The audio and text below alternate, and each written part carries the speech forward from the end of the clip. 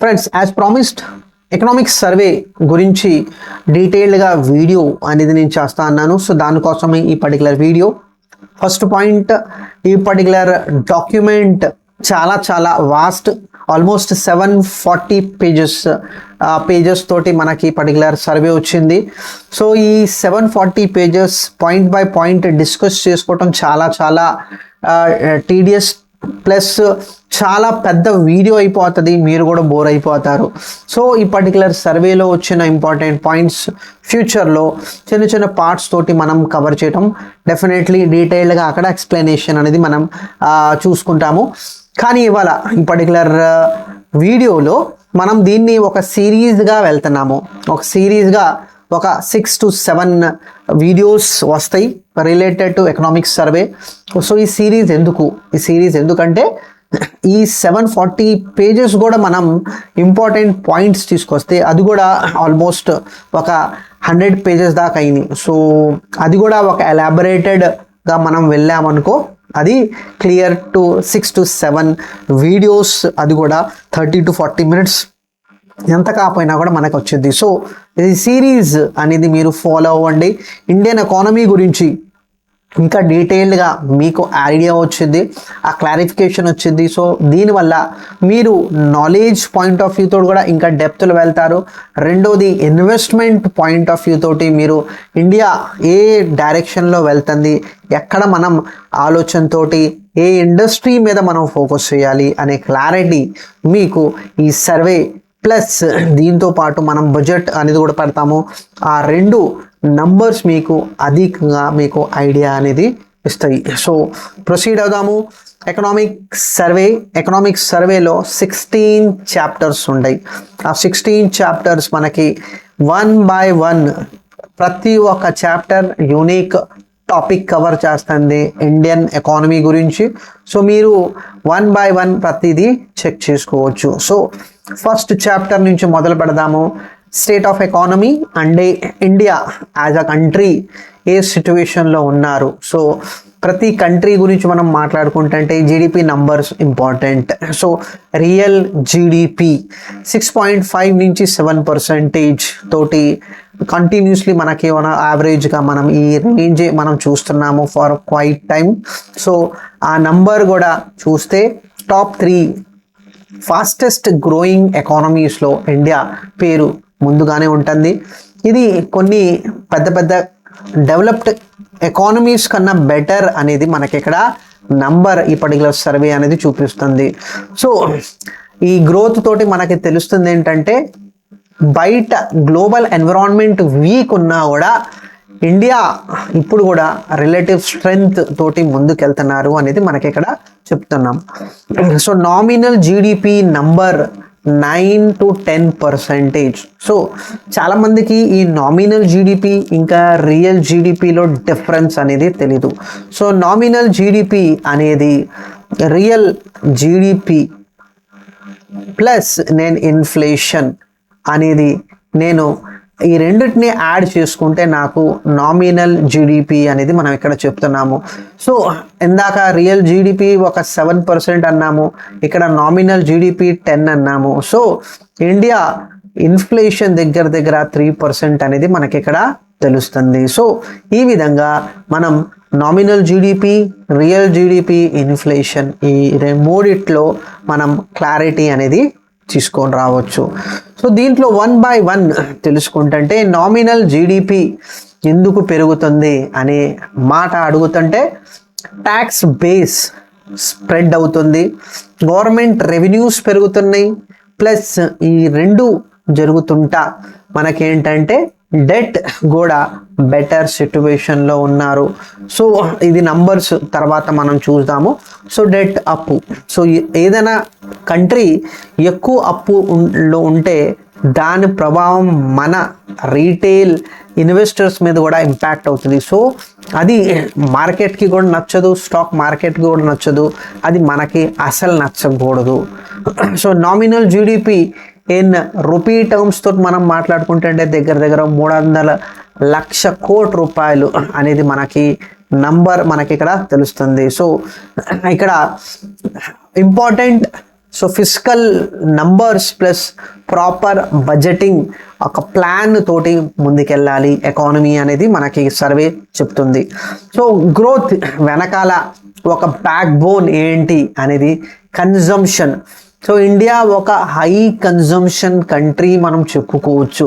So కొన్ని economies completely export oriented growth చూస్తాం, కొన్ని కంపెనీస్ ఇంపోర్ట్ చూసిన తర్వాత డొమెస్టిక్ మ్యానుఫ్యాక్చరింగ్ సెగ్మెంట్ అనేది మనం చూస్తాము. ఇండియా విషయం మీద వస్తే కన్జంప్షన్ బేస్ చెప్పుకోవచ్చు. సో 56 to 58% ఆఫ్ జీడిపి అనేది కన్జంప్షన్ బేసిస్ మీద మనకి ఇక్కడ వస్తుంది. సో ఈ కన్జంప్షన్ అర్బన్ సైడ్ నుంచి చాలా ఫాస్ట్గా పెరిగింది పోస్ట్ పాండమిక్, ప్లస్ రూరల్ సైడ్లో ఆ రకంగా ఇంప్రూవ్మెంట్ కనిపించట్లేదు. సో ఇంప్రూవ్మెంట్ రావాలి అంటే మాన్సూన్ అంటే పంట బెటర్గా ఉండాలి. పంట బయట వచ్చిన తర్వాత మనకి మినిమం సపోర్ట్ ప్రైస్ సపోర్ట్ కావాలి అనేది ఎక్స్పెక్ట్ చేసుకుంటున్నారు మన అగ్రికల్చరల్ సెగ్మెంట్. సో కన్జంప్షన్ ఆ విధంగా వచ్చింది. సో రైతు దగ్గర చేతిలో డబ్బు ఉంటేనే డిమాండ్ వస్తుంది, చేతిలో డబ్బు రాకపోతే డిమాండ్ అనేది ఉండదు. సో రూరల్ సైడ్ డెవలప్మెంట్ అనేది కూడా రావాలి. సో అది బడ్జెట్లో కూడా మనం కొద్ది వరకు మనం చూసాము, డీటెయిల్గా బడ్జెట్లో మనం మరింతగా మనం తెలుసుకుందాము. 6th పాయింట్ మనకి ఇది చాలా ఇంపార్టెంట్ ఫార్ ఎంత డబ్బు క్యాపిటల్ క్రియేట్ చేస్తుంది, ఫ్యూచర్ క్యాపిటల్ అక్కడి నుంచి మనకి ఇన్కమ్ గ్రో అయ్యే అవకాశం ఉంది. సో 30% ఆఫ్ జీడిపి నంబర్ అనేది మనకి GFCF అనేది మనకు తెలుస్తుంది. సో ఈ నంబర్ పాజిటివ్గా ఉండాలి, గ్రో అవుతూ ఉండాలి. సో ఇండియా విషయంలో మనం మాట్లాడుకుంటే ఇక్కడ డబుల్ డిజిట్ గ్రోత్ కనిపిస్తుంది. సో డబుల్ డిజిట్ గ్రోత్ మనకి చాలా చాలా ఇంపార్టెంట్. సో ఈ ఇన్వెస్ట్మెంట్ డ్రైవ్ చేసే పాయింట్ మనకి ప్రైవేట్ కార్పొరేట్ ఇన్వెస్ట్మెంట్స్ కాంట్రిబ్యూషన్ ఉంది. గవర్నమెంట్ సైడ్లో ఇన్ఫ్రాస్ట్రక్చర్ కి సపోర్ట్ చేసే ఇండస్ట్రీస్ రిలేటెడ్ క్యాపిటల్ ఇన్ఫ్రాస్ట్రక్చర్ అనేది తీసుకొని వస్తుంది. సో ఓవరాల్గా ఒక ఇన్ఫ్రాస్ట్రక్చర్ ఇంప్రూవ్మెంట్ రావాలి. సో ఆ ఇన్ఫ్రాస్ట్రక్చర్ రోడ్స్ అనుకోవచ్చు, రైల్వేస్ అనుకోవచ్చు, వాటర్ వేస్ అనుకోవచ్చు, ఎయిర్ వేస్ అనుకోవచ్చు, ట్రాన్స్పోర్టేషన్, ప్రతి ఒక్క విషయం ఇన్ఫ్రాస్ట్రక్చర్ మీద డిపెండెంట్ ఉంటుంది. సో అది ఒక ఇన్వెస్ట్మెంట్ సైకిల్ మొదలుపెట్టింది. గవర్నమెంట్ ఎక్స్పెండిచర్ చాలా crucial. So Covid point of వ్యూలో మనం చూసుకుంటే చాలా high level of expenditure spend చేసాము. దగ్గర 9.2% ఆఫ్ జీడిపి అనేది ఎకానమీని రివైవ్ చేయడానికి గవర్నమెంట్ స్పెండ్ చేసింది. సో ఆ ఎక్స్పెండిచర్ ఫోకస్ ఏరియా అది కాకుండా ఫ్యూచర్లో కూడా ఈ పర్టికులర్ సెగ్మెంట్స్ మీద ఇన్వెస్ట్మెంట్ చేయాలి అనేది మనకి ఈ సర్వే ఒక గైడెన్స్ ఇస్తుంది, both to central government as well as state government. So ఆ నంబర్ మనకి చాలా ఇంపార్టెంట్ అనేది మనం చెప్పుకోవచ్చు. ఎందుకంటే క్యాపిటల్ ఇన్ఫ్రాస్ట్రక్చర్ అనేది ఏంటంటే మల్టిపుల్ మార్కెట్స్లో చిన్నగా గ్రోత్ తీసుకొచ్చింది. సో అది ఎలా మనం ఫ్యూచర్లో తెలుసుకుందాము.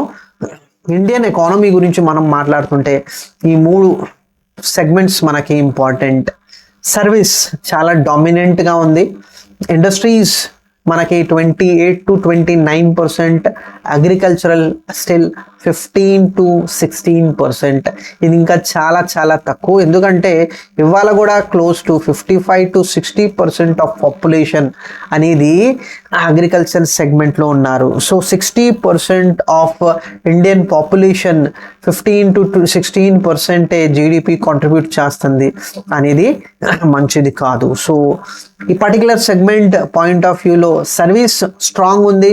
అది ఇంకా స్ట్రెంగ్త్తో పాటు స్టేబుల్ అనేది కూడా ఉండాలి. సో స్టేబుల్ అనేది ఎందుకంటున్నారంటే వాలటిలిటీ, బిజినెస్ వాలటిలిటీ అనేది ఆ పర్టికులర్ ఇండస్ట్రీ సర్వైవ్ చేయాలి. ఇండస్ట్రీ పాయింట్ ఆఫ్ వ్యూలో చూసుకుంటే చిన్నగా మ్యానుఫ్యాక్చరింగ్ అనేది కూడా చాలా చాలా స్ట్రాంగ్ అవ్వాలి. అగ్రికల్చరల్ పాయింట్ ఆఫ్ వ్యూలో మనం మాట్లాడుకుంటే కంప్లీట్లీ మాన్సూన్ డిపెండెంట్ కాకుండా దానికి చేయాల్సిన ఇరిగేషనల్ సపోర్ట్, దానికి ఇవ్వాల్సిన AI సపోర్ట్, దానికి ఇవ్వాల్సిన టెక్నాలజికల్ సపోర్ట్ అనేది కూడా కంట్రీ ఎక్స్పెండిచర్ రావాలి అనేది మనకి ఇక్కడ తెలుస్తుంది. సర్వీస్ విషయంలో ఒక ఇంపార్టెంట్ నంబర్ మనం తెలుసుకోవాలి. సో యాజ్ యూనియన్ మనకి finance minister 10% of world service India నుంచి రావాలి అనే ఆలోచన మనకి ఇక్కడ ఫైనాన్స్ మినిస్టర్ ఒక అవుట్లైన్ అనేది ఇచ్చింది. సో ఆ విజన్ తోటి ముందుకెళ్తున్నారు. సో సర్వీస్ స్ట్రెంగ్త్ మనకి తెలిసిందే. సో మెజారిటీ ఆఫ్ ఎక్స్పోర్ట్స్ మనకి సర్వీస్ సైడ్ నుంచి వస్తుంది. దగ్గర ఈ నంబర్ మనకి తెలుస్తుంది. సో సర్వీస్ దేని మీద డామినెన్స్ అనేది మనం చెప్పుకుంటే IT, business services, tourism, trade, transportation ప్రతిదీ సర్వీస్ ఓరియంటెడ్ మనం చెప్పుకోవచ్చు. సర్వీస్ డ్రివెన్ ఎకానమీ దాది మేజర్ కాంట్రిబ్యూషన్ కూడా మనకు అక్కడ తెలుస్తుంది. సో ఈ నంబర్ కూడా ప్రతిసారి క్రూషియల్ అనేది చెప్పుకుంటాము. ఇన్ఫ్లేషన్. సో ఆర్బీఐ ఎప్పుడైనా మీరు ఆర్బీఐ గవర్నర్ మాటలు మీరు వింటే రెండు విషయాల మీద ఎక్కువగా ఫోకస్ జరిగిద్ది. ఒకటి గ్రోత్, ఎకానమీలో గ్రోత్ ఉందా లేదా, రెండోది ఇన్ఫ్లేషన్.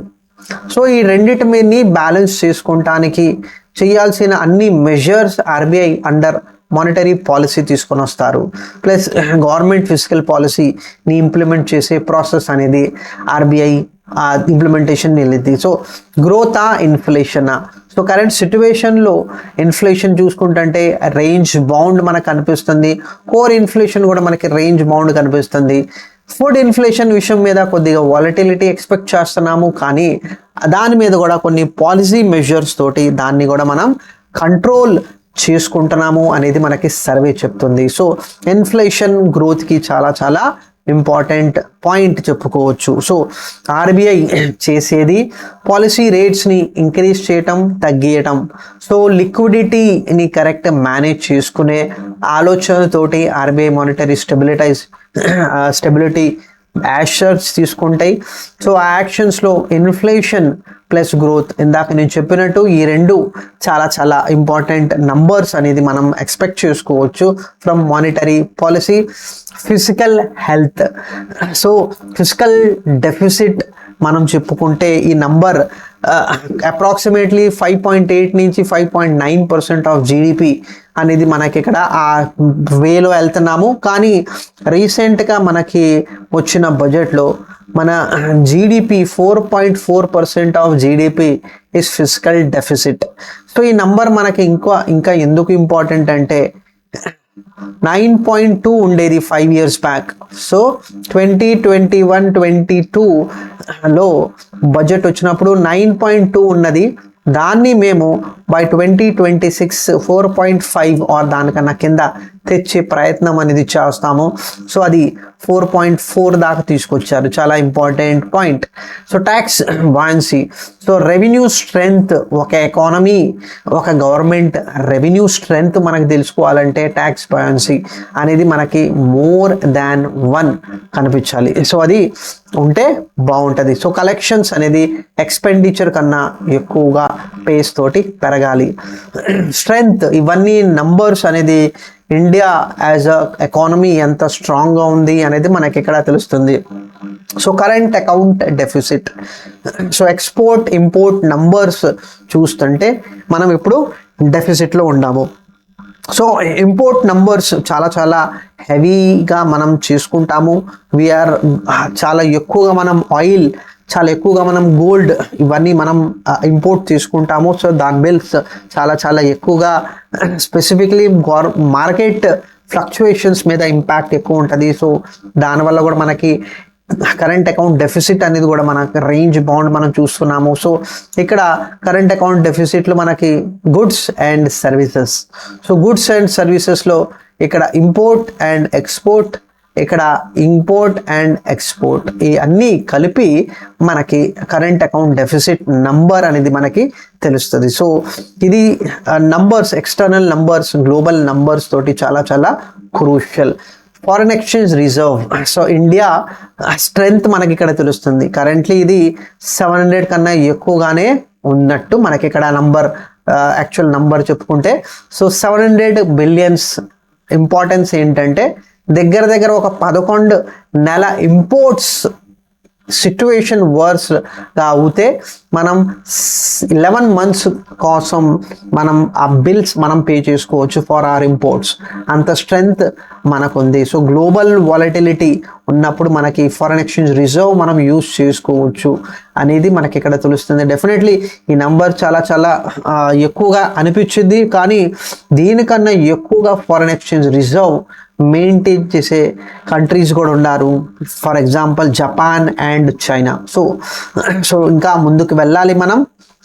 బ్యాంకింగ్ సిస్టమ్ స్ట్రెంగ్త్, ఈ 2 నంబర్స్ క్రూషల్. సో లోన్ తీసుకునే వాళ్ళు ఉండాలి, కానీ లోన్ తీసుకున్న తర్వాత దాన్ని తీర్చే వాళ్ళు కూడా చాలామంది ఉండాలి. So NPA numbers 3%. సో 100లో 3% కన్నా తక్కువ మందే బేసికలీ లోన్ తీర్చలేకపోతున్నారు ఆర్ డిలే అవుతుంది. క్రెడిట్ గ్రోత్ ప్రతి సంవత్సరం 15 to 16% year on year grow అవుతుంది. సో ఇది కూడా మంచి సైన్ చెప్పుకోవచ్చు. సో బ్యాంకింగ్ ఒక ఎకానమీ స్ట్రెంగ్త్ అనేది మనం చెప్పుకోవచ్చు. సో బ్యాంక్ స్ట్రాంగ్ ఉంటే క్రెడిట్ స్ట్రాంగ్ ఉంటుంది, బిజినెస్ ఇంప్రూవ్మెంట్, ఇండివిజువల్ పీపుల్కి ఆ డబ్బు అవసరం వచ్చింది. ఆ రెండిటి వల్ల మనకి యాక్చువల్గా ఎకానమీలో గ్రోత్ అనేది మనకి ఇక్కడ కనిపిస్తుంది. సో ఎకానమీ గ్రో అవుతుంటే ఎంప్లాయ్మెంట్ వచ్చింది, ఎంప్లాయ్మెంట్ వస్తుంటే దానివల్ల మనకి డేటా అనేది మనకి ఈపీఎఫ్ఓలో తెలుస్తుంది. కొత్త ఎంప్లాయ్మెంట్ ఉంటే కొత్త ఈపీఎఫ్ఓ అకౌంట్స్ ఓపెన్ అవుతాయి, కొత్త ఈపీఎఫ్ఓ అకౌంట్స్ ఓపెన్ అవుతే పిఎఫ్ కాంట్రిబ్యూషన్ అవుతుంది. సో ఆ ప్రతిదీ మనకి ఆ డీటెయిల్స్ క్లియర్గా తెలుస్తుంది. ఇండియా యాజ్ అ ఎకానమీ గ్రో అవ్వాలంటే, సో ఈ స్పేస్ తోటి గ్రో అవ్వాలంటే ఎక్కడ మనకి గ్రోత్ కనిపించాలి. సో డెమోగ్రాఫిక్ డివిడెండ్, సో అంటే ప్రతి ఒక్క లొకేషన్, ఒక కంట్రీ, ఒక స్టేట్ మాత్రమే కాదు, ప్రతి ఒక్క స్టేట్ కాంట్రిబ్యూషన్ రావాలి జీడిపి నుంచి. ఇన్ఫ్రాస్ట్రక్చర్ పైప్ లైన్, మనం నార్త్ నుంచి సౌత్కి వెళ్తున్నామా, ఈస్ట్ నుంచి వెస్ట్ వెళ్తున్నామా, ఏ లొకేషన్లో వెళ్ళినా కూడా మనకి ఇన్ఫ్రాస్ట్రక్చర్ డిస్టర్బెన్స్ అవ్వకూడదు. సో కొన్నిట్లో ఎయిర్వేస్ యూస్ చేసుకోవాలి, కొన్ని వాటర్ వేస్ యూస్ చేసుకోవాలి, రోడ్ వేస్ యూస్ చేయాలి, రైల్వేస్ యూస్ చేసుకోవాలి. అది ఇన్ఫ్రాస్ట్రక్చర్ పైప్ లైన్ అనేది గవర్నమెంట్ ప్లాన్ చేసుకోవాలి అనేది మనకి ఇక్కడ ఈ సర్వే చెప్తుంది. మ్యానుఫ్యాక్చరింగ్ పుష్, సో సబ్సిడీ లాగా, సో మీరు ఇన్సెంటివ్ ఇస్తాము, ఈ టార్గెట్ కంప్లీట్ చేయండి. So product linked incentive, PLI schemes అంటాం మనం. సో ఈ PLI schemes make in India concept కింద వచ్చింది. ఇంకా డిజిటలీ బేసిక్ ఇంప్రూవ్మెంట్ రావాలి ఇన్ఫ్రాస్ట్రక్చర్ మీద. సో ప్రతి ఒక్క చిన్న చిన్న పాయింట్స్ మనకి ఇక్కడ రిఫ్లెక్ట్ అవుతుంది. సో ఈ చాప్టర్లో ఇవన్నీ పాయింట్స్ మనం చూసాము. సో ఒక ఎకనామిక్ స్ట్రెంగ్త్ మనకి ఇక్కడ విజిబుల్గా కనిపిస్తుంది. సో ఇంప్లిమెంటేషన్ ప్లస్ ఒక రోడ్ మ్యాప్, సో ఏ సెగ్మెంట్ మీద ఎంత ఫోకస్ చేయాలి అనే ఐడియా ఈ పర్టికులర్ సర్వే చాప్టర్ మనకి చూపించింది. ఇప్పుడు చాప్టర్ 2 ఇక్కడ ఫిస్కల్ డెవలప్మెంట్, దీంట్లో revenue, capital expenditure plus det A విధంగా ఉంటుంది అనేది మనకి ఇక్కడ తెలుసుకోవచ్చు. ఫర్ ఎకానమీ ఫిస్కల్ డెవలప్మెంట్ చాలా చాలా ఇంపార్టెంట్ చెప్పుకోవచ్చు. సో ఫిస్కల్ పాలసీస్లో ఇవన్నీ డిస్కస్ చేస్తారు. సో ఫిస్కల్ పాలసీలో గవర్నమెంట్ ఏ విధంగా డబ్బుని ఖర్చు పెట్టాలి, ఇన్ఫ్రాస్ట్రక్చర్ డెవలప్మెంట్ మీద ఎంత డబ్బు వెళ్తుంది, ప్లస్ వెల్ఫేర్ స్కీమ్స్ మీద డబ్బు ఎలా స్పెండ్ అవుతుంది అనేది ఫిస్కల్ పాలసీలో చెక్ చేస్తారు. ఇంపాక్ట్, సో డబ్బు ఖర్చు పెడుతున్నారు కాబట్టి దాని ఇంపాక్ట్ ఇన్ఫ్లేషన్ మీద పడకూడదు, ఇంట్రెస్ట్ రేట్స్ మీద పడకూడదు, ప్లస్ ఎకనామిక్ గ్రోత్ కూడా అక్కడ మనకి కనిపించాలి. సో ఈ ఎంటైర్ చాప్టర్ ఈ ఫిస్కల్ రెస్పాన్సిబిలిటీ, ఫిస్కల్ పాలసీస్ మీద ఎలాబొరేటెడ్గా మనకి ఇవ్వటం జరిగింది. సో ఫస్ట్ ఫిస్కల్ డెఫిసిట్ అనేది ఏంటంటే టోటల్ ఎక్స్పెండిచర్ నుంచి మనం revenue receipts plus non debt capital రిసీట్స్ని తీసేస్తే మనకి ఫిస్కల్ డెఫిసిట్ వచ్చింది. సో సింపుల్గా చెప్పుకుంటే నోట్ 5 రూపాయలు ఖర్చు పెడుతున్నాము, ఆదాయం అనేది 100 రూపాయలు. మిగతా ₹5 కోసం మార్కెట్లో గవర్నమెంట్ బారో చేసింది, లేకపోతే ఫిజికల్ డిసిప్లిన్ లెవెల్స్ని ఏ విధంగా మేనేజ్ చేయాలి అనే ఆలోచన మీద ఫిజికల్ డెఫిసిట్ ప్లానింగ్ జరిగింది. సో డేటా చాలా క్లియర్గా మనకి ఇక్కడ హిస్టరీలో ఈ క్లారిటీ అనేది మనకు వస్తుంది. ఫిజికల్ డెఫిసిట్ కోవిడ్ ఇంకా పోస్ట్ కోవిడ్ టైంలో స్టిమ్యులస్ ఎక్కువగా ఇవ్వటం జరిగింది. సో ఎకానమీ రివైవ్ జరగాలి. సో ఎప్పుడైనా మనం గవర్నమెంట్ గురించి మనం మాట్లాడుతుంటే గవర్నమెంట్ కాంట్రిబ్యూషన్ జీడిపిలో కూడా ఉంటుంది. సో జీడిపిలో 5 కంపోనెంట్స్ ఉంటాయి. గవర్నమెంట్, ప్రైవేట్ కంపెనీస్ ఎంత ఇన్వెస్ట్మెంట్ చేస్తున్నారు, కన్జంప్షన్, ఎక్స్పోర్ట్స్ అండ్ ఇంపోర్ట్స్. ఈ 5 కంపోనెంట్స్ కలిపితే మనకి జీడిపి నంబర్ మనకి బయట వచ్చింది. సో యాక్చువల్గా ఇందాక నేను ఒక డేటా అనేది మీకు చెప్పాను కదా. So 9.2% of GDP physical deficit ఉంది. సో ఎకనామిక్ సిట్యువేషన్ ప్రకారంగా డబ్బు అనేది ఆ విధంగా ఖర్చు పెట్టడం జరిగింది. ఇవాళ ఆ నంబర్ దగ్గర 4.4. సో డెవలప్మెంట్ గ్రోత్తో పాటు ఫిజికల్ రెస్పాన్సిబిలిటీ అనేది కూడా ఉండాలి గవర్నమెంట్కి. అది మనకి ఇక్కడ 1 by 1 డేటాలో ఆ విషయం అనేది మనకి కనిపిస్తుంది. ఇన్కమ్, గవర్నమెంట్కి కన్సిస్టెంట్లీ ఇన్కమ్ వస్తే ఫైనాన్షియల్ బర్డన్ లేకుండా ప్రాపర్ వేగా ఎక్స్పెన్సెస్ అనేది స్పెండ్ చేయొచ్చు. సో రెవెన్యూ సైడ్లో tax revenues and non tax revenues. So దీని గురించి డీటెయిల్గా నేను బడ్జెట్ ఫండమెంటల్స్ నేను కవర్ చేశాను. అక్కడ మీరు డీటెయిల్గా మీరు ఎక్స్ప్లెయిన్ అక్కడ జరగడం జరిగింది, అది చూసుకోవచ్చు. ట్యాక్స్ రెవెన్యూ సైడ్లో ఏ విధంగా ట్యాక్స్ రెవెన్యూ గ్రో అవుతుంది అనేది మనకి ఇక్కడ కనిపిస్తుంది, డబల్ డిజిట్లో గ్రో అవుతుంది. So economic formalisation, higher compliances, digital taxation system వల్ల ట్యాక్స్ బాయిన్స్ అనేది పెరుగుతుంది. సో ఇది కీ ఇండికేటర్. సో ఒక రెవెన్యూ జీడిపి కన్నా ఫాస్ట్ పెరగాలి, అది గ్రోత్ అనేది ఎకానమీలో తీసుకొచ్చింది. సో ఇక్కడ ఈ రెవెన్యూస్ పెరగటానికి వెనకాల కారణం ఏంటంటే ట్యాక్స్ బేస్. చాలా ఎక్కువ మంది ఇవాళ ట్యాక్స్ పే చేస్తున్నారు, ఎఫిషియన్సీ పెరుగుతుంది. సో ఇవన్నీ ఇంపార్టెంట్ నంబర్స్ చెప్పుకోవచ్చు. సో డైరెక్ట్ ట్యాక్స్ కాకుండా జిఎస్టీ నంబర్స్ కూడా మంత్ ఆన్ మంత్ బేసిస్ మీద న్యూ కలెక్షన్స్ లెవెల్స్ అనేది పెరుగుతున్నాయి. సో రికార్డ్ కలెక్షన్స్ మనకు అక్కడ కనిపిస్తుంది. సో జిఎస్టీ అనేది ఏంటంటే ఒక indirect tax. So indirect taxes అనేది ఏంటంటే మీరు సంవత్సరానికి 2 లక్షలు సంపాదించిన, సంవత్సరానికి ₹1,00,000 సంపాదించిన, సంవత్సరానికి 50 లక్షలు సంపాదించినా కూడా ప్రతి ఒక్క వ్యక్తి జిఎస్టీ అనేది పే చేయాలి ఆ ప్రోడక్ట్ కొంటే. సో సబ్బు అవన్నీ అందరూ కొంటారు, పేస్ట్లు అందరూ కొంటారు.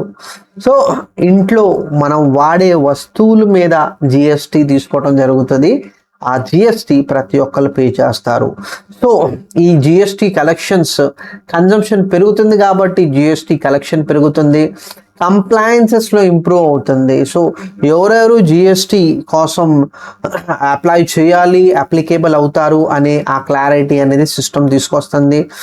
Direct taxes, so continuous basis మీద కొత్త ట్యాక్సెస్ అనేది రూల్స్ తీసుకొని వస్తున్నారు. ఇన్కమ్ ట్యాక్స్ రూల్ కొత్తగా రావటం జరుగుతుంది. సో అది డిఫరెంట్ వేగా న్యూ ట్యాక్స్ రెజ్యూమ్ మొదలైంది. ఓల్డ్ ట్యాక్స్ రెజ్యూమ్లో చాలా మనం డిడక్షన్స్ ఉండయి, అవన్నీ చిన్నగా నలిఫై చేసేస్తున్నారు. ట్యాక్సేషన్ చాలా సింప్లిఫై చేసేస్తున్నారు. కార్పొరేట్ ట్యాక్స్ మనకి కలెక్షన్ ఇంప్రూవ్ అవుతుంది. ప్రాఫిట్స్లో ఉంటేనే ట్యాక్స్ కలెక్షన్ అనేది పెరిగిద్ది. సో అది కూడా మనకి పాజిటివ్గా ఉంది. సో ఇండైరెక్ట్ ట్యాక్సెస్తో పాటు డైరెక్ట్ ట్యాక్సెస్ అనేది కూడా కలెక్షన్ పెరుగుతుంది అనేది డేటా మనకి చెప్తుంది. ఇది కాకుండా అడిషనల్గా non tax revenues, so dividends PSUs నుంచి ఆర్బీఐస్ నుంచి కూడా డివిడెండ్ పేమెంట్ జరిగింది. For example LIC dividends pay చేస్తున్నారు, పిఎస్యు బ్యాంక్స్ డివిడెండ్స్ పే చేస్తున్నారు, ఆర్బీఐ ఇంట్రెస్ట్ కలెక్ట్ చేసింది డివిడెండ్ రూపంగా మనకి అక్కడ కూడా గవర్నమెంట్కి ఇవ్వటం జరుగుతుంది. సో ఇవన్నీ నాన్ ట్యాక్స్ రెవెన్యూస్ చెప్పుకోవచ్చు. స్పెక్ట్రమ్ సేల్, టెలికమ్యూనికేషన్ దాంట్లో ఫీజ్ తీసుకోవడం జరుగుతుంది, ఇంట్రెస్ట్ రిసీప్ట్. సో ఓవరాల్గా రెవెన్యూ అనేది ఈ సెగ్మెంట్ నుంచి కూడా రెవెన్యూ అనేది కన్సిస్టెంట్లీ గవర్నమెంట్కి రిసీవ్ చేసుకుంటున్నారు. ఎక్స్పెండిచర్ ఏ విధంగా డబ్బుని ఖర్చు పెడుతున్నారు, నా దగ్గర ఒక 100 రూపాయలు ఉంది, 100 రూపాయలు నేను ఏ విధంగా ఖర్చు పెడతాను అనేది ఇంపార్టెంట్. సో రెవెన్యూ ఎక్స్పెండిచర్ మీద వెళ్తుందా లేకపోతే క్యాపిటల్ ఎక్స్పెండిచర్ మీద వెళ్తుందా? సో డీటెయిల్డ్గా ఇందాక నేను చెప్పాను కదా, బేసిక్స్ మళ్ళీ చెక్ చేసుకోవాలి. అది మీరు బేసిక్స్ ఆఫ్ యూనియన్ బడ్జెట్ అక్కడ మనం కవర్ చేసాము, అది మీరు చెక్ చేసుకోవచ్చు. సో క్యాపిటల్ ఎక్స్పెండిచర్ చాలా important. So capital expenditure assets create చేసిద్ది, అసెట్స్ జాబ్ని క్రియేట్ చేసిద్ది. సో ఇక్కడ క్యాపిటల్ ఎక్స్పెండిచర్ గ్రోత్ అనేది చాలా చాలా ఇంపార్టెంట్. ఎక్స్పెండిచర్ మీద ఫోకస్ చేయండి, సబ్సిడీస్ మీద కాదు అనేది షిఫ్ట్ మనం చూస్తున్నాము. సో ఒక 15 years 20 years బ్యాక్ సబ్సిడీస్ అనే మాట ఎక్కువగా మనం బడ్జెట్ వచ్చినప్పుడు చూస్తాము. ఇవాళ సబ్సిడీస్ కాకుండా ఇన్ఫ్రాస్ట్రక్చర్ మీద ఎక్స్పెండిచర్ చేయండి అనేది మనకి చెప్తున్నారు. సో క్యాపిటల్ ఎక్స్పెండిచర్ ఎందుకు, ఇందాక మనం చెప్పుకున్నాం కదా, మల్టీప్లయర్ ఎఫెక్ట్. సో నేను ఒక రూపాయి ఖర్చు పెడుతున్నా, ఈ రూపాయి అనేది మరీ ముగ్గురికి ఎన్వైరన్మెంట్ బేసికలీ ఆపర్చునిటీ వస్తుంది ఇన్కమ్ పెంచుకుంటానికి. ఈ ముగ్గురికి సెకండ్ లెగ్లో మనం చూస్తుంటే వాళ్ళకు కూడా అడిషనల్గా మనకి ఇక్కడ తెలుస్తుంది. సో ఇక్కడ పాయింట్ అనేది ఏంటంటే, ఫస్ట్ సిస్టంలో, సెకండ్ ప్రైవేట్ ఇన్వెస్ట్మెంట్ కొత్తగా మార్కెట్లో తీసుకొని రావటం జరుగుతుంది. దానివల్ల ప్రొడక్టివిటీ పెరిగింది, ప్రొడక్టివిటీ పెరగటం వల్ల న్యూ జాబ్స్ క్రియేట్ అవుతుంది. సో ఇది చాలా చాలా ఇంపార్టెంట్ పాయింట్. సబ్సిడీస్ అనేది short term relief, capital expenditure అనేది ఒక లాంగ్ టర్మ్ విజన్ గవర్నమెంట్ది అనేది మనకి ఇక్కడ కనిపిస్తుంది ఈ రిపోర్ట్ ప్రకారంగా. సో ఫోకస్ పాయింట్స్, సో ఏ సెగ్మెంట్ మీద ఇన్ఫ్రాస్ట్రక్చర్ డెవలప్మెంట్ జరగాలి, క్యాపిటల్ ఎక్స్పెండిచర్ జరగాలి అనేది roads and highways, railways, defence, manufacturing, digital public infrastructure, urban infrastructure. So ఈ 5 సెగ్మెంట్లో మనం యాజ్ అ ఇన్వెస్టర్ ఏం చేయాలి? సో ఇండస్ట్రీస్ మనకి తెలుసు, ఇండస్ట్రీస్ తర్వాత స్ట్రాంగ్ ఫండమెంటల్ అనాలిసిస్, ఇంకా టెక్నికల్ అనాలిసిస్. కంపెనీస్ మనం సర్చ్ చేయాలి, సర్చ్ చేసిన తర్వాత రీసెర్చ్ చేసి దాంట్లో మనం ఇన్వెస్ట్మెంట్ చేసుకుంటా వెళ్ళాలి. సో ఈ డాక్యుమెంట్ చూడటానికి వెనకాల ఫైనల్గా అవుట్కమ్ ఇదే. సో మనం తెలుసుకుంటే ఏ స్ట్రక్చర్, ఏ ఇండస్ట్రీ మీద డబ్బు ఫోకస్ అవుతుంది, ప్రాఫిటబిలిటీ తీసుకున్న కంపెనీస్, మంచి ఫండమెంటల్ ఉన్న కంపెనీస్లో మనం సర్చ్ చేసుకొని మనం ఇన్వెస్ట్మెంట్ చేయాలి అనే ఆలోచన మనం ఈ డాక్యుమెంట్ ఎంత రీసెర్చ్ చేస్తున్నాము. So revenue side, definitely revenue సైడ్లో కూడా ఎక్స్పెండిచర్ మనకు జరుగుతుంది. సో చిన్నగా ఆ రెవెన్యూస్ అండ్ ఎక్స్పెండిచర్ని పర్సంటేజ్ వైజ్ తగ్గించాలి. సబ్సిడీస్ ప్రాపర్ వేగా వెళ్తే అది యూటిలైజ్ చేయాలి అనేది మనకి ఇక్కడ చెప్పుకుంటున్నారు. డైరెక్ట్ బెనిఫిట్ ట్రాన్స్ఫర్, టెక్నాలజీ, ఇవన్నీ బేసిస్ మీద రెవెన్యూస్ అనేది షేర్ చేయడం జరుగుతుంది to the retail public, general public. So consolidation, so physical consolidation చాలా ఇంపార్టెంట్. ఇక్కడ మనం ఏ విధంగా డబ్బుని యూటిలైజ్ చేస్తాము, ఈ కన్సాలిడేషన్ వల్ల బెనిఫిట్ ఏంటంటే రెవెన్యూస్ పెరుగుతున్నాయి, ఫర్దర్ కొత్త ట్యాక్స్ రేట్ మార్చాల్సిన అవసరం లేదు, కొత్త ట్యాక్స్ ఇంప్లిమెంట్ చేయాల్సిన అవసరం లేదు.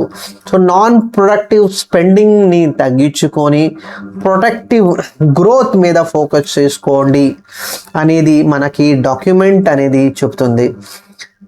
అనదర్ ఇంపార్టెంట్ ఆస్పెక్ట్స్ ఈ పర్టికులర్ చాప్టర్లో పబ్లిక్ డెట్. సో ఈ డెట్ ని చాలా చాలా ప్రాపర్గా స్టెబిలైజ్ చేయాలి, పెరగొద్దు, గ్రోత్ ఉండాలి, డెఫిసిట్ని చిన్న చిన్నగా తగ్గించుకోవాలి. సో బడ్జెట్లో జరిగిన డాక్యుమెంట్ ప్రకారంగా 4.4 2026 బడ్జెట్లో మనం చూసాము. ఈ 4.4 నుంచి 4.3 దాకా తీసుకొని వస్తాము అనేది మనకి ఫైనాన్స్ మినిస్టర్ నుంచి ఆ స్టేట్మెంట్ వచ్చింది. సో ఆ డీటెయిల్స్ కూడా మనం డీటెయిల్డ్ బడ్జెట్ అండ్ వీడియోలో మనం చూద్దాము. సో డెట్ అనేది గ్రోత్ పెంచాలి, ఇంట్రెస్ట్ రేట్ పెంచకూడదు. సో అది మనం క్లియర్గా అవుట్లైన్ అనేది ఉంటుంది. సో ఒక కంట్రీ డెట్ ఇండికేటర్ మనం తెలుసుకోవాలి. డెట్ టు జీడిపి అనే నంబర్ చాలా చాలా ఇంపార్టెంట్. కొన్ని కంట్రీస్ మోర్ దాన్ 100 ఉన్నాయి. ఇండియాది ఇదివరకు 83 ఉండేది. సో కరెంట్ బడ్జెట్ ప్రకారంగా ఆ నంబర్ క్లోజ్ టు 55 to 56% మనకి చెప్పడం జరిగింది. సో ఈ 55 to 56 ఇన్ అనదర్ 5 yearsలో దీన్ని 50+ or -1 దగ్గర తీసుకొని రావటం జరుగుతుంది అనేది ఇక్కడ చెప్తున్నారు. సో డెట్ మీద ఫోకస్ కాకుండా ఒక ప్రాపర్ రెవెన్యూ ఛానల్ మేము డిజైన్ చేసుకుంటున్నాము. ఆ రెవెన్యూ ఛానల్ వల్ల ఎటువంటి రెవెన్యూస్ అనేది తగ్గకూడదు, ప్లస్ డెట్ అనేది పెరగకూడదు అనే క్లారిటీ మనకి ఇక్కడ క్లియర్గా చెప్తుంది. సో నామినల్ గ్రోత్ పెరగటం వల్ల మన మీద డెట్ బర్డన్ తగ్గుతుంది. సో డెట్ సస్టైనబిలిటీ అనేది ఇంపార్టెంట్. గ్రోత్ రావాలి కానీ రెవెన్యూస్ తోటి రావాలి కానీ డెట్ తోటి రాకూడదు.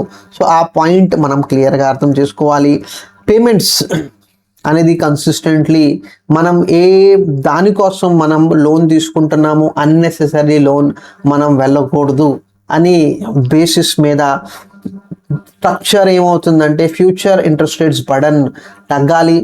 ఫ్రీ రిసోర్సెస్ని ప్రాపర్గా యూటిలైజ్ చేసుకొని డెవలప్ అనేది చేసుకోవాలి. సో కరెంట్ సిచ్యువేషన్లో మనం చూస్తున్నాము. సో రేర్ ఎర్త్ అనే దాని మీద కొన్ని స్టేట్స్ పేరు చెప్పడం జరిగింది. సో ఆ రేర్ ఎర్త్ వల్ల మనం కొన్ని రీసెర్చ్ చేసుకోవచ్చు. ఎకనామిక్ డెవలప్మెంట్ కోసం మైనింగ్ చేసుకుంటా మనం యూస్ చేసుకోవచ్చు. దాన్ని ఇప్పుడు దాకా మనం యూస్ చేసుకోలే. సో దాన్ని డెవలప్ చేయాలి. సో ఆ డెవలప్ చేసుకుంటా మనకి ఏంటంటే ఒక కొత్త source of income, job employment అనేది కంప్లీట్లీ మనం తీసుకొని రావచ్చు. సో అది కూడా ఇంపార్టెంట్. సో ఫిజికల్ రెస్పాన్సిబిలిటీ గురించి మాట్లాడుకుంటుంటే స్టేట్ గవర్నమెంట్ కూడా దాని ఇంపాక్ట్ దాంట్లో వచ్చేసేయాలి. సో ఆ నంబర్ అనేది కూడా చాలా చాలా ఇంపార్టెంట్. సో సెంట్రల్ కాకుండా స్టేట్ కలెక్టివ్గా ఆ ప్రాసెస్ మీద వెళ్ళాలి. సో ఫిజికల్ రిస్క్ ఎందుకు మనం చెప్పుకుంటుంటే global interest rates volatility India మీద రావచ్చు. కమోడిటీ ప్రైజెస్ మీద షూటప్ అనేది మనం చూసుకోవచ్చు. ఇక్కడ మనం గోల్డ్ అండ్ సిల్వర్లో ఆ ప్రైజెస్ షూటప్ అవటం మనం చూస్తున్నాము. క్లైమేటిక్ కండిషన్స్ వల్ల కూడా ప్రెషర్ అనేది మనకి ఎక్కువగా చూడొచ్చు. స్పెసిఫిక్లీ అగ్రికల్చరల్ కమోడిటీస్ మీద ఆ ప్రైస్ హైక్ మనం చూడొచ్చు.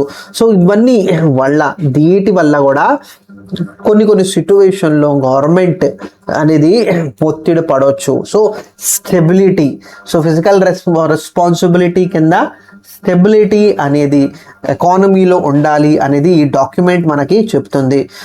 సో మీడియం టాస్క్లో ఫిజికల్ డెఫిసిట్ని మీరు తగ్గాలి కానీ చిన్నగా తగ్గించుకుంటే చాలా మంచిది. గ్రోత్ మీద ఫోకస్ చేయండి, రైట్. ఇంకా కాన్స్టెంట్లీ చిన్న మెజర్స్ మార్చుకుంటా మన ఎకానమీ డెవలప్ చేసుకోండి. సో ఇక్కడ స్టెబిలిటీ సపోర్ట్ చేయాలి, గ్రోత్ డిస్టర్బ్ అవ్వకూడదు. సో గ్రోత్ అవుతూ ఎటువంటి డిస్టర్బెన్స్ వచ్చినా కూడా ఎకానమీలో సస్టైనబిలిటీ రావాలి. షాక్ అబ్జార్బర్ అనేది మనం బండి మీద చెప్పుకుంటాం కదా, ఇది కూడా అంతే. ఎటువంటి ప్రాబ్లమ్స్ వచ్చినా కూడా గ్లోబల్ ఎకానమీలో, ఇండియన్ ఎకానమీలో ఆ ఎకానమీ సస్టైన్ చేసుకుంటా గ్రోత్కి ముందుకెళ్ళాలి. ఎందుకంటే మనం వికసిత్ భారత్ 2047 ఆలోచనతోటి, ప్రొజెక్షన్స్ తోటి వెళ్తున్నాము. సో ఆల్మోస్ట్ ఒక 21 ఇయర్స్. సో 21 ఇయర్స్ లోపల మనం మంచి పొజిషన్లో, మన సిచ్యువేషన్ ఒక డెవలప్డ్ ఎకానమీలా ఉండాలంటే ఇవన్నీ బేసెస్ కవర్ చేసుకోండి అనేది మనకి ఇక్కడ చెప్తుంది. సో ఈ పర్టికులర్ చాప్టర్లో మనం ఇవన్నీ విషయాలు మీద క్లారిటీ తీసుకున్నాము. ట్యాక్స్ ఇంప్రూవ్ అవుతుంది, జిఎస్టీ కూడా ఇయర్ ఆన్ ఇయర్ బేసిస్ మీద, మంత్ ఆన్ మంత్ బేసిస్ మీద కొత్త కలెక్షన్స్ అవుతుంది. క్యాపిటల్ ఎక్స్పెండిచర్ చేయటం వల్ల ఎక్కడెక్కడ ఏ సెగ్మెంట్లో ఎక్స్పెండిచర్ చేస్తున్నారు, డెఫిసిట్ని కంట్రోల్ తీసుకొని వచ్చారు. సో డెఫిసిట్ని కంట్రోల్ చేసుకుంటా ఎకానమీ మీద ఫోకస్ చేయండి అనేది ఈ పర్టికులర్ చాప్టర్ మనకి చెప్తుంది. సో నెక్స్ట్ చాప్టర్ మనకి థర్డ్ వేరియస్ ఆస్పెక్ట్స్ మీద మనం కవర్ చేసుకుందాము. థర్డ్ చాప్టర్ ఎకనామిక్ సర్వేలో RBI role, fiscal deficit, monetary policy, ఇంకా ఎకానమీ, ఈ వీటిలో మనం మానిటరీ పాలసీ ఇంపాక్ట్ ఎలా ఉంటుంది, ఆర్బీఐ రోల్ ఏంటి అనేది మనకి చాప్టర్ 3 తెలుస్తుంది. సో ఇక్కడ మానిటరీ పాలసీ మీద ఆర్బీఐ మెయిన్ రోల్ అనేది ఏంటంటే ఎకనామిక్ స్టెబిలిటీ అనేది తీసుకొని రావాలి. ఇది మానిటరీ పాలసీ కాన్స్టెంట్లీ మనకి మధ్యలో తీసుకొని వస్తూ ఉంటారు. ప్లస్ ఇండియన్ ఫైనాన్షియల్ సిస్టమ్ స్ట్రెంగ్త్ని కూడా జాగ్రత్త చూసుకునేది ఆర్బీఐ. సో ఇక్కడ మానిటరీ పాలసీ అన్నప్పుడు మనం దేని గురించి ఫోకస్ చేస్తున్నాము, కంట్రోల్ చేయాలని ఆలోచనతోటి ఆర్బీఐ మానిటరీ పాలసీ తీసుకొచ్చింది. ఇన్ఫ్లేషన్, లిక్విడిటీ ఎక్కువ ఉండకూడదు, తక్కువ ఉండకూడదు. ఎక్కువ ఉంటే ఇన్ఫ్లేషన్ ప్రాబ్లం వచ్చింది. క్రెడిట్ ఫ్లో అనేది కూడా కరెక్ట్గా చెక్ చేసుకోవాలి. సో దీని డైరెక్ట్ ఇంపాక్ట్ మార్కెట్లో ఇంట్రెస్ట్ రేట్స్ మీద పడిద్ది. So interest rates repo rate మార్చింది ఆర్బీఐ. సో రెపో రేట్ పెరగటం వల్ల బ్యాంక్లో ఇంట్రెస్ట్ రేట్స్ వెంటనే మారిపోతాయి. గవర్నమెంట్ బారోయింగ్ ఈల్డ్స్లో వెంటనే రిఫ్లెక్ట్ అయిపోతుంది. ఓవరాల్గా గ్రోత్ మీద ఇంపాక్ట్ అనేది కూడా వచ్చింది. సో ఇంట్రెస్ట్ రేట్స్ పెరగటం వల్ల ఎకనామిక్ గ్రోత్ మీద కూడా ఇంపాక్ట్ అవుతుంది. సో చాలా చాలా క్లియర్గా ఇక్కడ అర్థం చేసుకోవాలి. మానిటరీ పాలసీ అనేది ఫిజికల్ పాలసీకి కాంప్లిమెంట్ చేయాలి. గవర్నమెంట్ సైడ్ నుంచి చేయాల్సిన ప్రాసెస్ ఫిజికల్ పాలసీ ద్వారా జరిగిద్ది. ఆర్బీఐ సైడ్ నుంచి చేయాల్సిన ప్రాసెస్ అనేది మానిటరీ పాలసీ తీసుకొచ్చింది. సో ఇందాక నేను అదే చెప్పాను కదా మీకు, ఎకానమీ ప్రాపర్గా రన్ అవ్వాలంటే మానిటరీ పాలసీ ఇంకా ఫిజికల్ పాలసీ రెండు హ్యాండ్ బై హ్యాండ్ ముందుకెళ్తేనే ఎకానమీలో ఆ బ్యాలెన్స్ అనేది వచ్చింది. సో ఆర్బీఐ రోల్ క్లారిటీ మనకి తెలిసే, money supply, price stability, financial stability, ఇంకా banking and payment system overseas. So RBI role మనకి అందరికీ తెలిసిన విషయమే.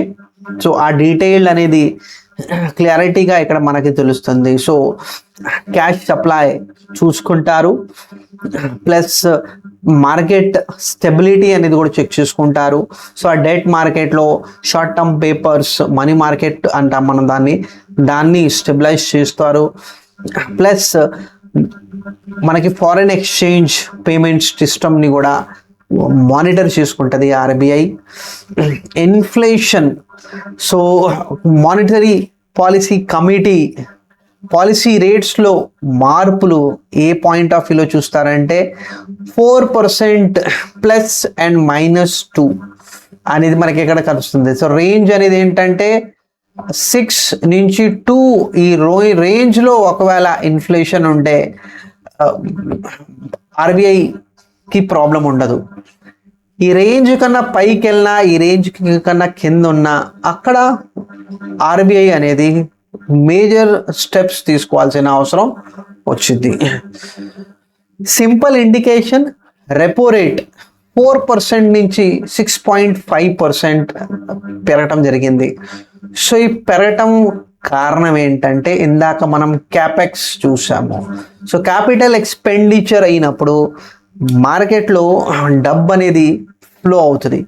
మార్కెట్లో డబ్బు ఫ్లో అయినప్పుడు ఏమవుతుందంటే క్యాష్ పెరిగిద్ది, ఇన్ఫ్లేషన్ పెరిగిద్ది. ఇన్ఫ్లేషన్ని మళ్ళీ కంట్రోల్ చేయటానికి రెపో రేట్ని పెంచడం జరుగుతుంది. సో ఆబ్జెక్టివ్ ఇన్ఫ్లేషన్ తగ్గియటం ప్లస్ ఎక్స్పెక్టేషన్ ఆ బేసిస్ మీద వెళ్తారు. సో విత్డ్రావల్ ఆఫ్ అకామిడేషన్ అని అంటాము. సో ఇది చాలా క్లియర్గా కొన్ని టెర్మినాలజీస్, ఆ టెర్మినాలజీస్ మనం తర్వాత మాట్లాడుకుందాము.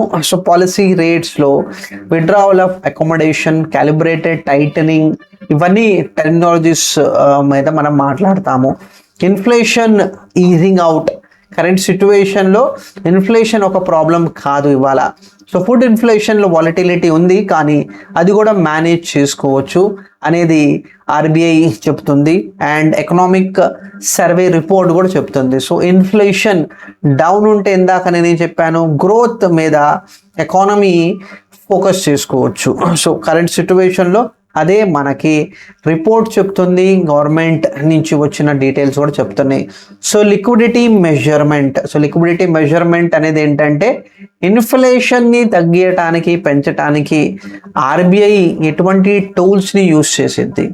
So repo and reverse repo, variable rate operations, SDF. So ఇవన్నీ లిక్విడిటీని న్యూట్రలైజ్ చేస్తాయి ఆర్ సర్ప్లస్ మోడ్ నుంచి తగ్గించడానికి, పెంచడానికి ఇవన్నీ టూల్స్ని యూజ్ చేసుకొని ఆ మానిటరీ పాలసీ మెజర్స్ని ఇంప్లిమెంట్ చేయటం జరుగుతుంది. సో ట్రాన్స్మిషన్ మనకేంటంటే చిన్నగా మానిటరీ పాలసీ ఇంప్లిమెంటేషన్ అనేది తీసుకొని రావాలి. సో లోన్స్ మీద ఫాస్టర్గా ఇంప్లిమెంట్ అవుతుంది, స్మాల్ సేవింగ్ స్కీమ్స్ మీద తక్కువగా ఇంప్లిమెంట్ అవుతుంది మానిటరీ పాలసీ. సో ఇది ఇండైరెక్ట్లీ చెప్పేది ఏంటంటే క్రెడిట్ సిస్టమ్ మీద ఇంపాక్ట్ ఎక్కువగా ఉంటుంది. సో క్రెడిట్ గ్రోత్ పర్ఫార్మెన్స్ ఇందాక మనం 15 to 16% చూసాం కదా. సో ఈ 15 to 16% రీటైల్ లోన్స్ ఈ ఇంపార్టెంట్ సెగ్మెంట్, ఈ సెగ్మెంట్ మీద చాలా ఎక్కువగా డిపెండెన్సీ ఉంటుంది. జాబ్ అనేది మనం ఇక్కడ చూస్తున్నాము. So small and medium enterprises కాబట్టి వీళ్ళ మీద వెయిటేజ్ అనేది కూడా ఎక్కువ ఇవ్వాలి, ఎందుకంటే 55% ఆఫ్ ఎంప్లాయ్మెంట్ ఈ సెగ్మెంటే ఇండియాలో ఇస్తుంది, plus service segment. So growth కోసం డెఫినెట్లీ ఈ అన్ని సెగ్మెంట్స్ బ్యాంక్స్ ప్లస్ ఎన్బిఎఫ్సిస్ మీద కూడా డిపెండెంట్ ఎక్కువగా ఉంటారు. సో క్రెడిట్ గ్రోత్ స్పెసిఫిక్లీ ఈ 3 సెగ్మెంట్స్కి చాలా ఇంపార్టెంట్. సో వేరియస్ సెగ్మెంట్స్ మీద ఫోకస్ అవుతుంది. సో ఆ ఫోకస్ పాయింట్ రీటైల్ లెవెల్లో హౌసింగ్ అండ్ పర్సనల్ లోన్స్ అనేది డ్రైవ్ చేస్తున్నారు. క్రెడిట్ ఎంఎస్ఎంఈస్లో క్రెడిట్ రివైవల్ అనేది మనకు ఉంటుంది. సో బిజినెస్ ప్రాబ్లం ఉంది, మా బిజినెస్ని రివైవ్ చేయాలనే ఆలోచనతో ఉంటున్నాము. అలాంటి వాటికి బిజినెస్ రిక్వైర్మెంట్, ఇండస్ట్రియల్ క్రెడిట్ కూడా చిన్నగా గ్రో అవుతుంది. సో ఇవన్నీ క్రెడిట్ గ్రోత్ని ఇక్కడ మనకి రిఫ్లెక్ట్ అవుతుంది. సో బ్యాంకింగ్ స్ట్రెంగ్త్ తెలియాలంటే ఈ నంబర్స్ మీద మీరు ఫోకస్ చేయాలి. So gross NPAs, net NPAs, provisioning of coverage ratios, so ఇవన్నీ బ్యాంకింగ్ స్ట్రెంగ్త్ కనిపిస్తున్నాయి. సో యాజ్ పర్ సర్వే మనకి ఈ నంబర్స్ డౌన్ సైడ్లో ఉన్నాయి. సో దానివల్ల మనకి బ్యాంక్స్లో కూడా స్ట్రెంగ్త్ అనేది కనిపిస్తుంది అనేది ఈ పర్టికులర్ సర్వే చెప్తుంది.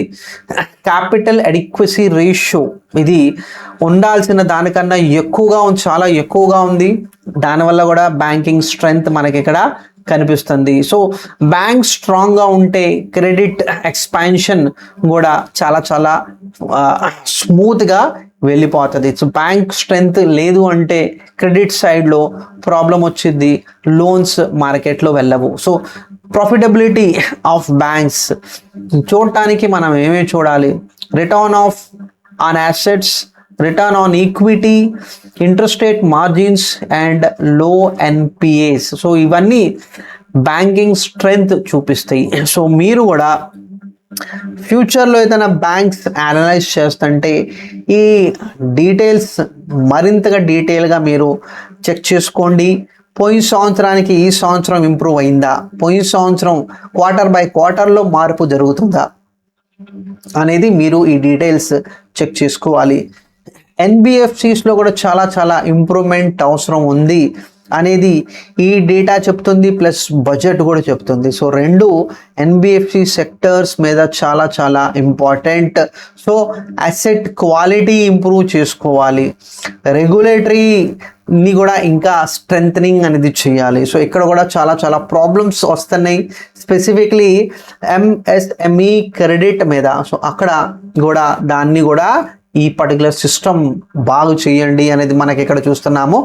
So financial inclusion, so Jan Dhan accounts financial access కోసం యూజ్ చేస్తున్నాము, క్రెడిట్ పెనిట్రేషన్ కోసం యూజ్ అవుతుంది, ప్లస్ డిజిటల్ పేమెంట్ కూడా మనం చాలా చాలా చాలా అడ్వాన్స్గా వెళ్ళిపోయాము. ఈవెన్ డెవలప్డ్ కంట్రీస్ కూడా యూపీఐ పేమెంట్ ద్వారా పేమెంట్ అనేది చేయట్లేదు. అంత వేగంగా మనం వెళ్ళిపోతున్నాము, అంత ఫాస్ట్గా మనం గ్రో అవుతున్నాము in digital payment. So digital payment ecosystem. So annually దగ్గర ఒక 180 నుంచి 200 లక్షల కోట్లు దాకా ట్రాన్సాక్షన్ చేస్తున్నాం మనం ఇండియాలో. సో డిజిటల్ పేమెంట్లో ఇండియా గ్లోబల్ లీడర్ మనం చెప్పుకోవచ్చు.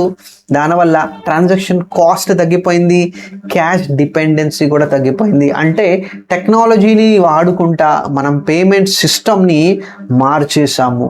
సో స్పెసిఫిక్లీ కోవిడ్ తర్వాత ఈ స్ట్రక్చర్, ఈ సిస్టమ్ అనేది చాలా చాలా మారిపోయింది. సో అది మనకి స్పష్టంగా ఇక్కడ డేటా అనేది మనకి ఇక్కడ చెప్తుంది. సో దీనివల్ల capital market and financial market అన్నీ ప్రాపర్గా ఇంప్రూవ్ అవుతుంది. రీటైల్ మనీ డబ్బు మార్కెట్లో వస్తుంది. మ్యూచువల్ ఫండ్ పెనిట్రేషన్ ఇవాళ ఎఫ్ఐఐ ఇంకా డిఐఐ నంబర్ మనం చూస్తుంటే డిఐఐ నంబర్స్ ఇండియన్ మార్కెట్స్లో ఎఫ్ఐఐస్ కన్నా ఎక్కువగా ఉంది అనేది మనకి సర్వే రిపోర్ట్ చెప్తుంది. సో చాలా మన మార్కెట్స్ని మనమే స్ట్రెంగ్త్ ఇస్తున్నాము అనేది చాలా క్లియర్గా మనకి ఇక్కడ తెలుస్తుంది.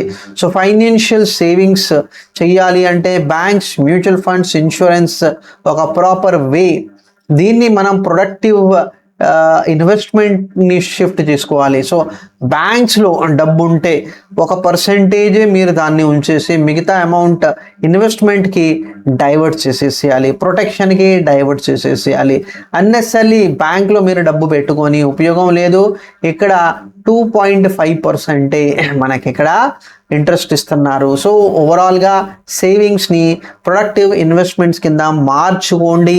ఎకానమీని స్ట్రెంథనింగ్ ప్రాసెస్ అనేది మనకి ఇక్కడ చెప్తుంది. ఈ సర్వే కూడా చాలా ఇంపార్టెంట్. డబ్బు విషయం మీద వస్తుంటే డెఫినెట్లీ మానిటరీ కండిషన్ కూడా ఇంపార్టెంట్. ఇంట్రెస్ట్ రేట్స్ ఇండియాలో ఎలా ఉన్నాయి, బయట ఎలా ఉన్నాయి, దానివల్ల కూడా డొమెస్టిక్ గ్రోత్, క్యాపిటల్ ఇన్ఫ్లోస్, బయట రేట్ ఆఫ్ ఇంట్రెస్ట్ 3% ఉండి ఇండియాలో 6% ఉంటే ఆ డబ్బు ఇండియాకి ఫ్లో అవుతుంది. So cash flows plus exchange rate stability. So ఇవాళ $1 is close to 92 రూపీ అనేది మనకి ఇక్కడ తెలుస్తుంది. సో ఈ కాన్స్టెంట్లీ మనకి రూపీ డెప్రిషియేట్ అవటం మనం ఇక్కడ చూస్తున్నాము. సో డెప్రిసియేషన్ అంటే ఒక USD కింద మనం ఎక్కువగా డబ్బులు ఇస్తున్నాము. సో ఎక్కువగా డబ్బులు ఇస్తుంటే మన రూపీ డాలర్కి డెప్రిషియేట్ అవుతుంది. సో 86 నుంచి 92 విదిన్ ఫ్యూ మంత్స్లో మార్పు అనేది మనం చూస్తున్నాము. సో ఇది చాలా చాలా క్రిటికల్ ఇష్యూ చెప్పుకోవచ్చు మనం ఎక్స్చేంజ్ బేసిస్ మీద. So exchange rate management. So ఇందాక మనం చెప్పుకున్నాం కదా, USD అగేన్స్ట్ మనకి ఇండియన్ రూపీ ఫాల్ అవుతుంటే ఇక్కడ ఇంటర్వీన్ చేశారు RBI. సో డబ్బుని మరింతగా ఫాల్ అవనీయకుండా దాన్ని ప్రొటెక్ట్ చేసుకుంటానికి RBI ముందొచ్చింది. FIIs డబ్బు అమ్మేసుకొని డాలర్ డిమాండ్ చేస్తుంటే ఇండియా డాలర్ని అమ్ముతుంది, రూపీ డిమాండ్ క్రియేట్ చేసుకుంటుంది. సో ఆ ఎక్సెస్ బఫర్ ఫారిన్ ఎక్స్చేంజ్ రిజర్వ్లో ఇందాక చెప్పుకున్నాం కదా 700 బిలియన్లో కొద్దిగా అమౌంట్ అనేది ఆ ఎక్స్చేంజ్ని లో ఇండియన్ రూపీని ఫర్దర్ ఫాలో అవ్వకుండా ప్రొటెక్ట్ చేస్తుంది. సో ఇవి డీటెయిల్డ్గా మనం అర్థం చేసుకుంటే చాలా చాలా మంచిది. సో రిస్క్ అనేది ఇండియన్ ఎకానమీకి ఎక్కడి నుంచి వస్తుందంటే prolonged global titling. So banking regulators వాళ్ళు ఇంట్రెస్ట్ రేట్స్ని పెంచుతున్నారు. చిన్నగా ఇప్పుడే రేట్ ఆఫ్ ఇంట్రెస్ట్ని తగ్గించటం మనం చూస్తున్నాము. రెండో ప్రాబ్లం క్యాపిటల్ ఇన్ఫ్లోస్. వస్తుంటే చాలా భారీగా వచ్చేస్తున్నాయి, వెళ్తుంటే కూడా భారీగా వెళ్తున్నాయి. అసెట్ క్వాలిటీ మీద ఫోకస్ చేయాలి. గ్రోత్ స్టెబిలైజ్ అయినా కూడా ప్రాబ్లం లేదు, స్లో అయినా కూడా ప్రాబ్లం లేదు, కానీ మంచి అసెట్ క్వాలిటీ రిస్క్ మీద ఇండియా ఫోకస్ చేయాలి. సో స్ట్రెంగ్స్ మనకి చాలా చాలా ఇంపార్టెంట్. మనం దేని మీద చాలా స్ట్రాంగ్గా ఉన్నాము ప్రపంచంలో కంపేర్ చేసుకుంటే ప్రాపర్ బ్యాంకింగ్ సిస్టమ్, ట్రాన్స్మిషన్, డబ్బు ఒక ఛానల్ నుంచి రెండో ఛానల్ స్మూత్లీ ట్రాన్స్ఫర్ అవుతుంది. ప్లస్ ఫైనాన్షియల్ ఇన్ఫ్రాస్ట్రక్చర్ ఇండియాది చాలా స్ట్రాంగ్ అనేది మనకి ఇక్కడ కనిపిస్తుంది. సో మీడియం టర్మ్లో మనకి ఇక్కడ 2-3 విషయాలు ఈ పర్టికులర్ చాప్టర్లో తెలుసుకున్నాము. ఆర్బీఐ రోల్, ఇన్ఫ్లేషన్ ని కంట్రోల్ చేసుకోవటం, పాలసీ కరెక్ట్గా డేటా అనుకూలంగా దాన్ని ఇంప్లిమెంట్ చేయాలి అనే ఆలోచనతో ఉంటుంది. ప్లస్ గ్రోత్ మీద ఫోకస్ చేసుకొని స్టెబిలిటీ ఇవ్వాలి. స్టెబిలిటీతో పాటు గ్రోత్ అనేది స్లో అయినా కూడా ప్రాబ్లం లేదు, కానీ ఆ వాలటిలిటీ, ఆ డిస్టర్బెన్సెస్ని ఎకానమీ అనేది సస్టైన్ చేయాలి. సో ఈ చాప్టర్ మనకి అన్ని విషయాలు అనేది నేర్పింది. నెక్స్ట్ చాప్టర్లో ఇంకొక కొత్త టాపిక్ ఇండియన్ ఎకానమీ గురించి మనం తెలుసుకుందాము.